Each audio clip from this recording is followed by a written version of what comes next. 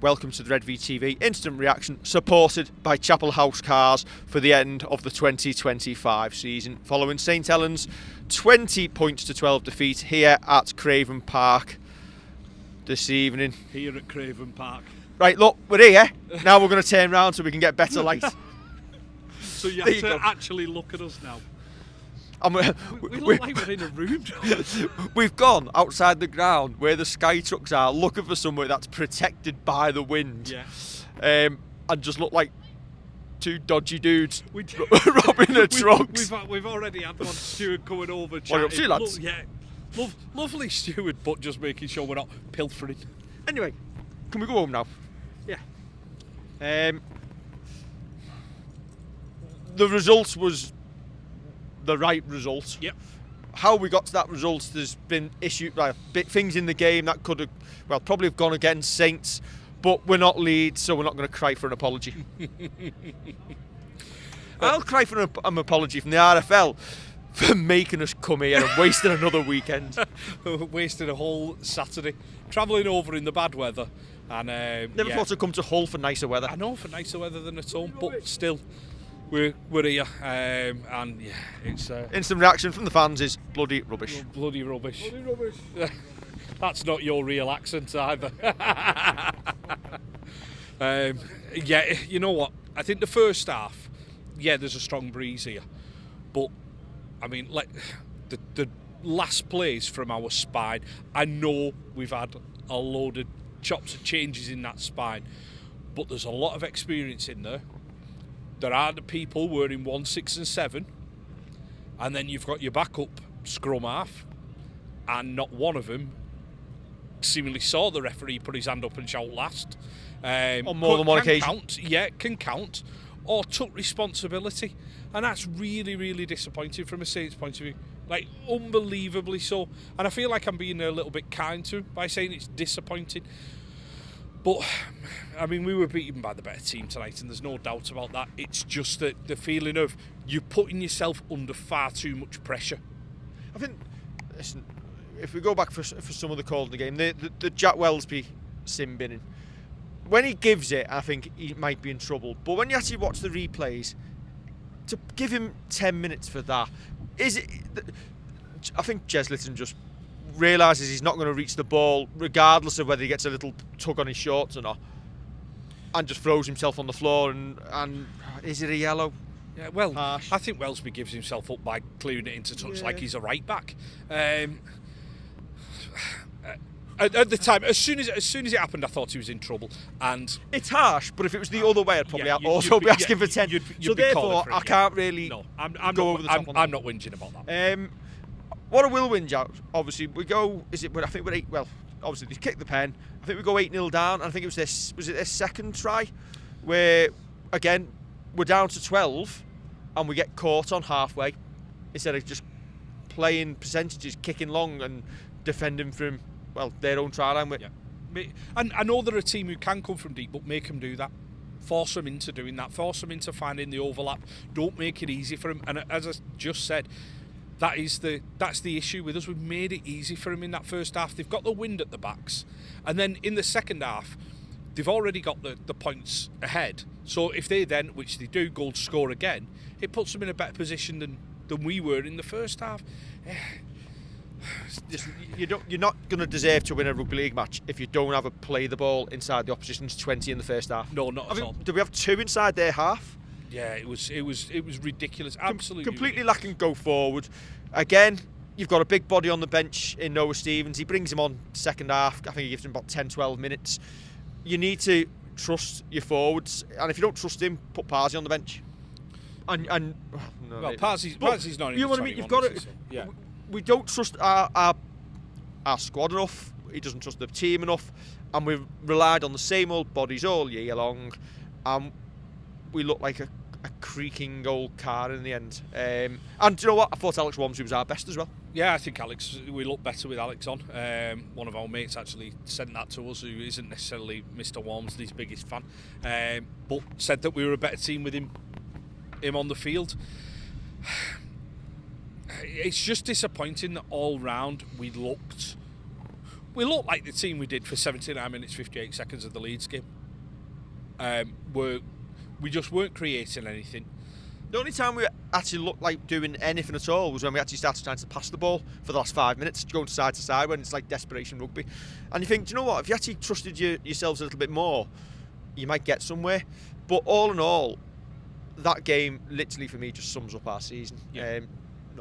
Not anywhere near good enough. I think it's a good point that if you trust yourself a bit, if you're allowed to throw the ball out and get it out to your centres and your wingers and let them have a little run, and yeah, they're going to cut inside. They're not going to go around the outside all the time. We've not got the wingers necessarily to do that today. But you give yourself something different, and it makes the opposition then think that we're not just doing the 5 batters down the middle and then, well, as it was in the first half, no kick.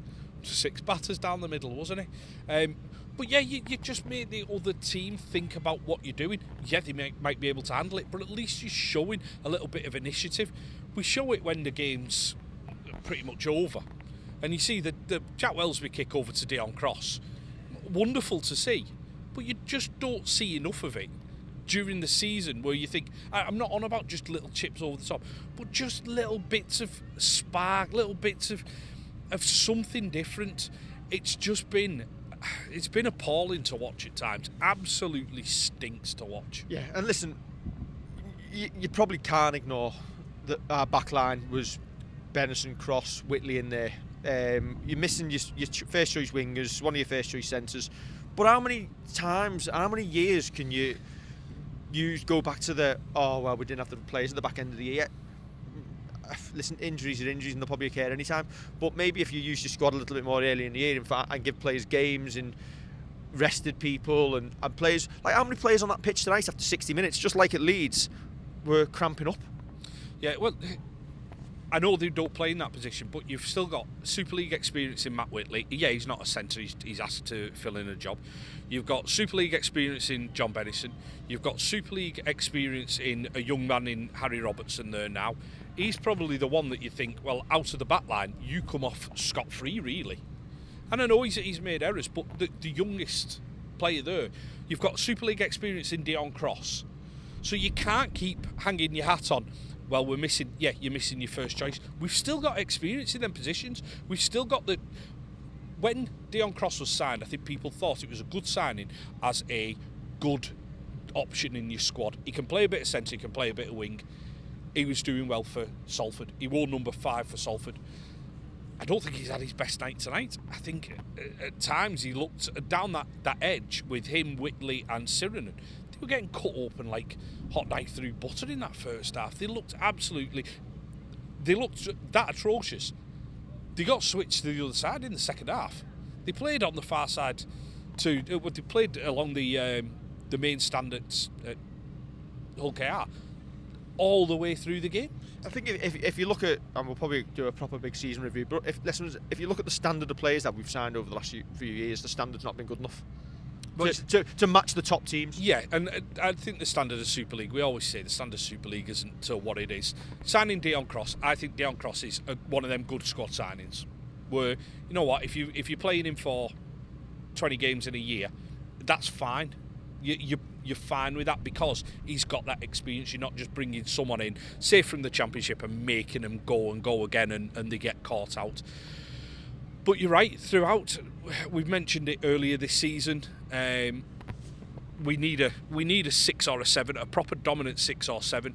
You can't put all your eggs into the George Whitby basket straight away for him to play 30 games next year. You need someone to bring him on as well. You need someone who's got a kicking game. You need someone who's going to direct you around the park, and when you're on a last tackle, not be just running the ball in, because every single member of that spine, the 4 who've played there tonight, all have a duty, a responsibility to make Saints tick, and at times the worry is for me, and I think we've talked about it earlier, was doing a Leeds where you go so far off the edge of the cliff you can't scramble back up. It takes you time to come back up, like they're starting to do now. We're man for man, miles and miles off it. How many of our players get in that Hull KR team, which is a well-drilled outfit? How many of our players get into the Wigan team? Yeah. 1, 2, maybe. Yeah. And listen, Robertson maybe, I don't know. You worry for us, and we were saying, like I was saying, bold call. This, unless there's major surgery on this team, it won't make the playoffs next year. You reminded us that it might go to 8. That might be Saints' saving grace, because we're at this moment in time not looking like we're going to be any better next year. We're not signing anyone that we know of who's going to get bums off seats, who's suddenly going to change the narrative. Sorry, I'm just watching in these games. We're about to get run over here. Do you want to move to one side here so we don't get run over? Well, this is what happens when you do it on a car park. No, you hold that. I do this one.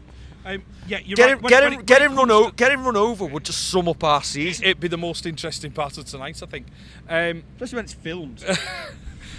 Yeah, when it comes to signings, when it comes to getting bums on seats, Saints just... Yeah, he's got a parking space that he could get through there. Yeah, Saints need to do that. They need to start getting their exciting players with hands on the ball. So Harry Robertson, is he wasted at centre? At the minute, yeah. I think he is. I think he needs to get his hands on the ball. But we need something from the club. We need something more than drip feeding the news. You might as well just dump it all out on Monday. I'll dump it out now. Don't wait for the announcements. Wello's staying. Iggy Parsley signed a new deal. Curtis Sirenen signed a new deal. Matt Whitley signed a new deal. Basically, everyone they didn't announce was leaving has signed a new deal. Get it all out there. Let people have the fume and get it all done within a week. Yeah. And then work out how you're going to sell season tickets. Yeah. And do you know what? I would take next season now if they said, right, Wello's got another 12 months. Wello's... Where you going? Come back. We can get the lights again.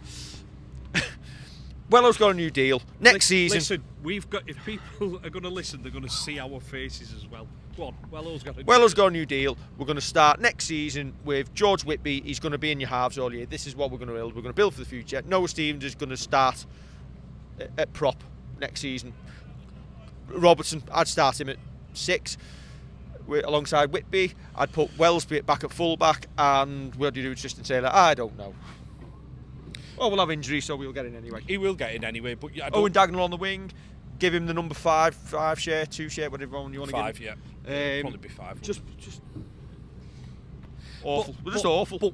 I'm just glad we're not going to Old Trafford next week. And I said to you coming, didn't I? One of the Wigan fans had said, really hope we play Saints next week because they look atrocious. And I said, I really, really hope we don't get to Old Trafford next week because it could be worse than the 27-0. Yeah, going back to your point where I get the clamour for George Whitby to play and start at 7 next season. You cannot expect him to have and maintain the high level of Super League skill that he's going to need over 27 consecutive rounds or whatever it turns out to be. No, so let him make his mistakes in the first team all year, but just stick with it, because realise that this team next year still isn't going to be good enough to win anything. So let him make his mistakes and get them out the way. Unless you actually blood these players and give them the opportunity, we're just going to get the same old crap year in, year out. That's fine as long as I don't hear crap like we had when Danny Richardson came through. Get him in the team, get him in the team, get him in the team. Oh, he's rubbish, get rid. Lewis Dodd comes through. Get him in the team. Why are you playing at 9? Why are you playing at 9? Right, he's in the team. He gets injured. He's rubbish. Get rid of him.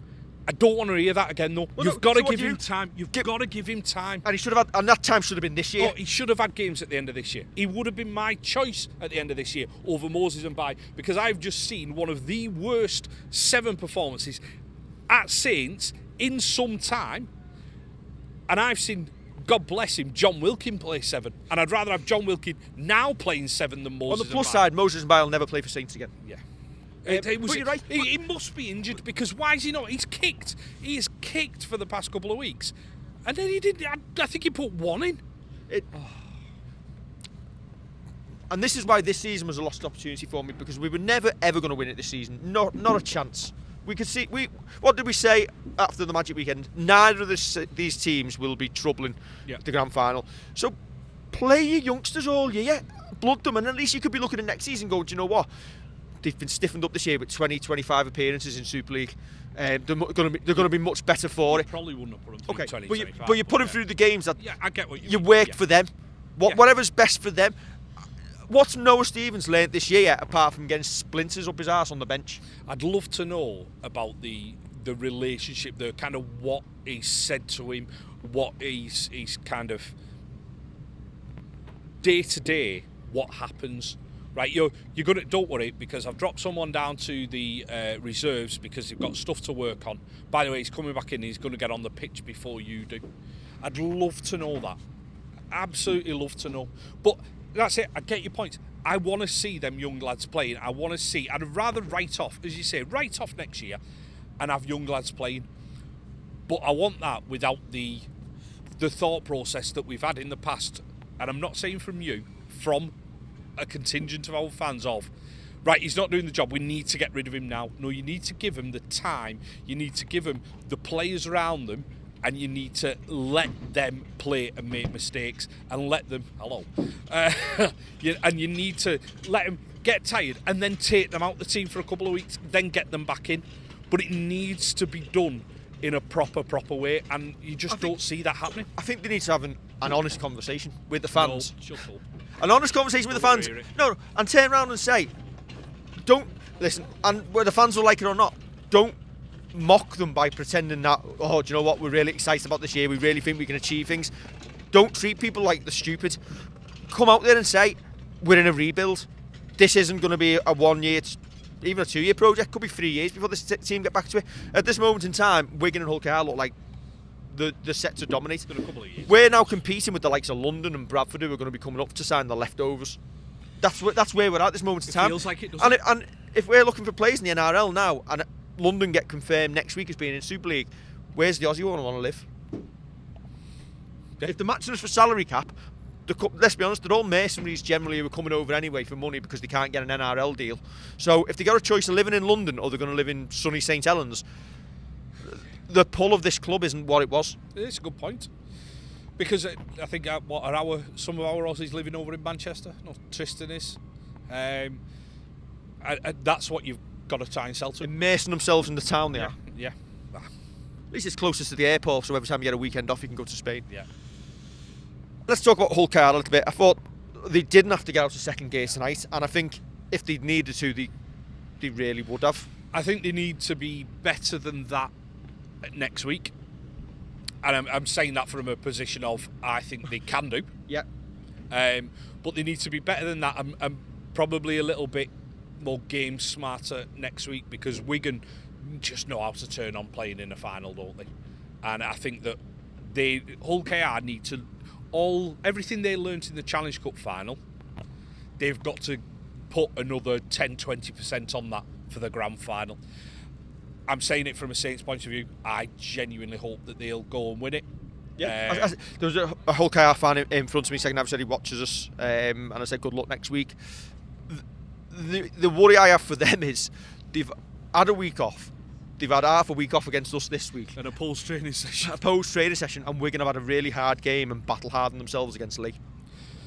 But if Hull KR can play to their potential, there's no reason why they can't get a result. Absolutely none at all. Even against a battle-hardened team. I think the only worry is the challenge on Benison, which has caused him to go off. Was that Hargreaves? It was Hargreaves, who was 1 point away from a ban, so he might not be playing next week. But again, we lose John Benison to a HIA, so he's been concussed in the tackle. Not even a penalty given.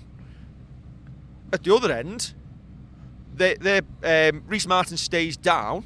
Their trainer runs in as fast as he possibly can to say, don't get up, don't play the ball, stay there. It would have been play on. Don't turn the lights out on us. No. And then they get given a penalty. You can't. Oh, Alan, let's have a moan. The one in the first half against Tristan Saylor, where they've gone for the 40-20. Tristan Saylor's batted it back inside, and he's given knock on from 35 metres away. And the touch judge was nowhere near either. We've picked it up, raced away and scored. And listen, I've not watched it back on TV, but somebody at the back of the stand was saying the reason we couldn't challenge it is because we'd gone past the 10 seconds. Because we'd gone past the 10 seconds. Yeah. Because we'd raced away, supposedly not realising that the time's off. Referee's whistle's gone. He's given the decision. Shambles. Yeah, because we're usually quite good with the captain's challenges, because we got one right as well again tonight. When the ref got it wrong. Yep. yeah, listen, refs have been terrible all year for every team. But like we started, we won't seek an apology. And we won't seek an apology for you putting up with us for 20 minutes, having an absolute moan. I'm going to finish by asking, would you give Paul Wellins another year in charge of this team? No. Neither would I. As much as I love him, he's had 3 years now, and we've gradually got worse, and we don't. And listen, we will discuss this in depth further in a week. I think there's a lot more than Paul Wellins that is wrong with this club. But if I'm Wello, I'm thinking, do you know what? I can't make this team better either next year because you're not giving me the right tools to do so. There's a good point. The right tools to do so.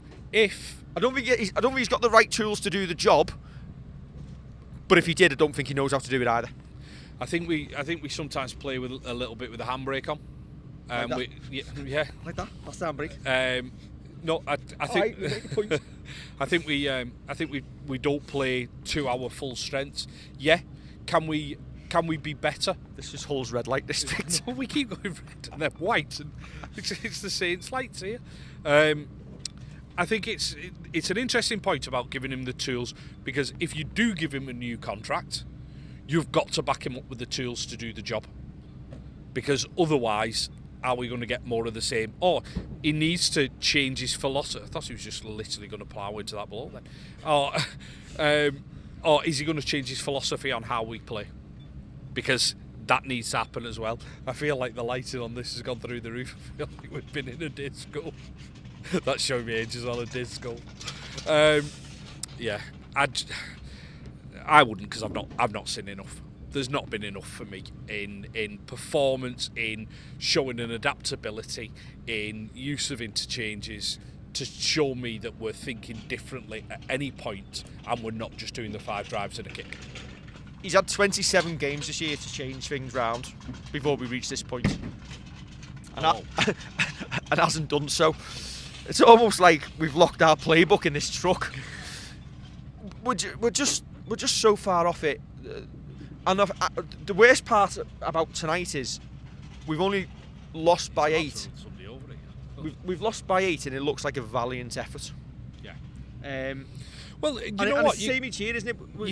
I'm pretty sure we could just put this episode out from Warrington at the end of last season. You could argue that, you know what, 2 semi-finals we've gone out in. Ask this fella if he wants me to drive through this gap for him. I think this has been the most entertainment of this whole show. Yeah, I forgot what I was going to say now, because I'm taken by this Tesla trying to get through again. Can I just point out it's not a Tesla, it's a Polestar. Oh, well, okay. Tesla drivers have more suave. I'm not sure they do. In fact, I'm pretty certain they don't. Anyway, please give me a lift home. I forgot what I was going to say. I don't care anymore. We're done. I'm glad. I'm sorry it's got to this point. I wanted to go to Old Trafford and win. I wanted us to go to Old Trafford and win. For us, a bunch of fans. The fans tonight were exceptional, by the way. I wanted us to do it for the fans. I wanted Wello to be successful. I wanted the players to be successful. But there is a bit of me thinking, if we'd have turned up like that in a grand final and not known what to do on the last passage of play, not to be disciplined enough to get through 80 minutes against a top team again, then it'd have been an even bigger whinge fest, probably with ale mixed in, and it'd have been on the biggest stage rather than here in East Hull. Yeah, you'd rather lose in the semi-final than the final. I'd rather have lost in the quarter-final last week than have to come all the way here tonight.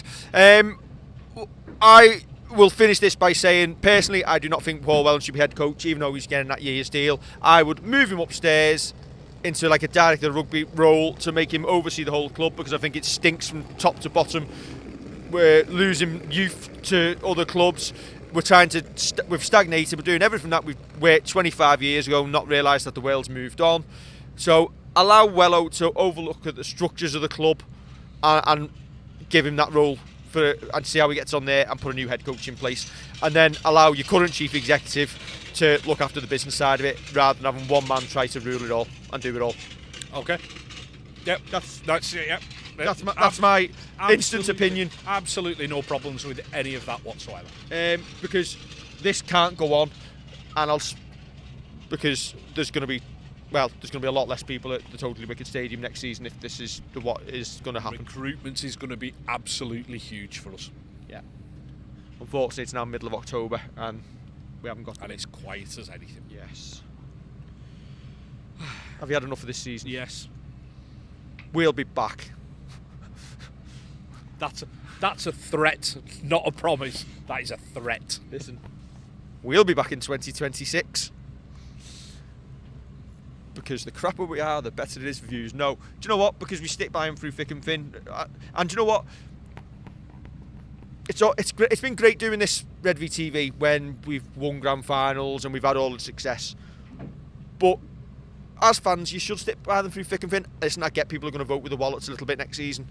And I can't blame anyone who does. But yeah, we'll be here suffering the pain. And hopefully you'll be here to suffer it with us. So. I think quite a few fans will do exactly the same and suffer it with us. And just because you follow a team and you support them and you want them to do well, doesn't mean that you're not allowed to criticise and you've got to think that everything's rosy. You're allowed to be critical of a team, even in success. Critical friends. Yeah. Like, my arm is absolutely killing from holding this phone up, so... Don't forget to like, share and subscribe. And we're not stopping for the off-season. We'll be back next week at some point. We threaten that every year. But we're not. We promise. We'll turn into Ashes TV. Maybe. Okay. Bye. Don't forget to like, share and subscribe. Bye.